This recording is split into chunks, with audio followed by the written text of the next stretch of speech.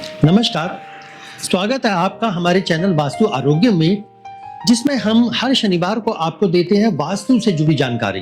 क्या आपने कभी सोचा है कि आपके परिवार की परेशानियों के पीछे जब ना तो आपकी कोई गलती है, ना ही आपके भाग्य की और ना ही आपसे जुड़ी हुई किसी भी प्रकार की अर्थव्यवस्था की, पर फिर भी ये परेशानियां क्यों, ये अड़चने क्यों?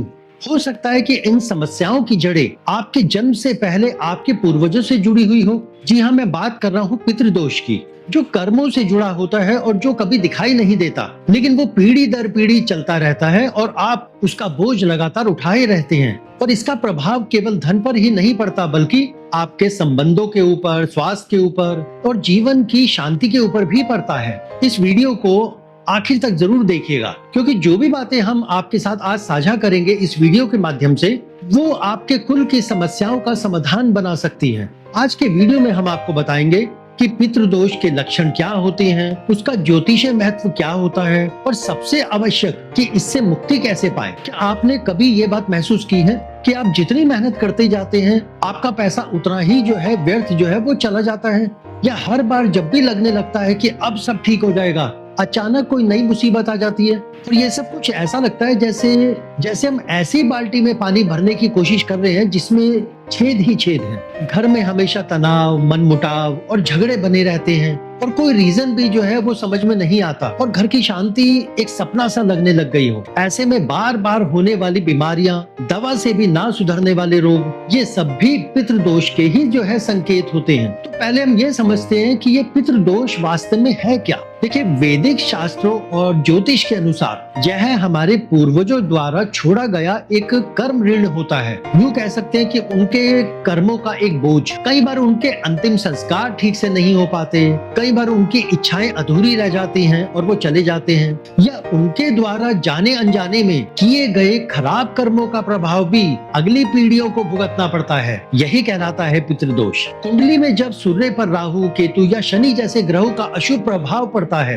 तब पितृदोष की स्थिति बनती है के जरिए हमें जो है समझ में आ जाता है। और यह दोष हमें यह सोचने पर मजबूर करता है कि कहीं हम वह बोझ तो नहीं उठा रहे, और जो हमारा है भी नहीं, तो कैसे पहचाने कि पितृदोष का असर वो आप पर है या नहीं है। देखिए, इसको पहचानने का एक आसान तरीका है। अगर बार बार फाइनेंशियल प्रॉब्लम आ रही है या बिजनेस में बार बार नुकसान हो रहे हैं, जॉब में बार बार प्रॉब्लम आना, प्रमोशन होते होते रुक जाना, या फिर प्रमोशन के लिए मेहनत तो कर रहे हैं लेकिन प्रमोशन नहीं हो पा रहा, मैरिज में जो है डिले हो रहा है और मैरिज होने के बाद मैरिड लाइफ में भी जो है प्रॉब्लम लगातार आ रही है, संतान से जुड़ी परेशानियां जो है शुरू हो गई है, जैसे कि गर्भ धारण में कठिनाई, या फिर बच्चों की हेल्थ को लेकर बार बार जो है परेशानी होना, और परिवार में बिना कारण मानसिक तनाव बने रहना, एक डर जो है बार बार सताते रहना, तो एक ऐसी चिंता जिसका कारण समझ में ना आना, और सपनों में बार बार हमारे पूर्वजों का आना।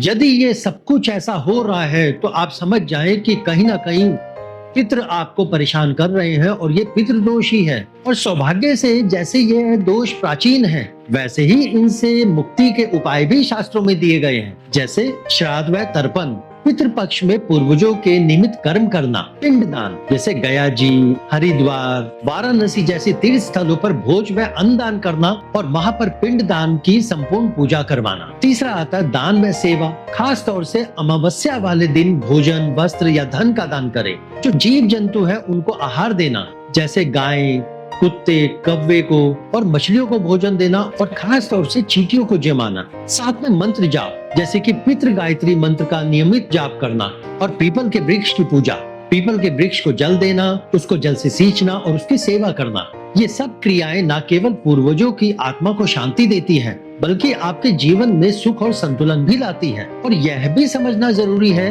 कि इसे अंधविश्वास कभी भी ना माने, क्योंकि शास्त्रों के अनुसार यह एक सांस्कृतिक तरीका है पीढ़ियों से चले आ रहे दुख को समझने का, दोष को समझने का। ये कर्म कांड हमें अपने परिवार, समाज और प्रकृति से जोड़ते हैं।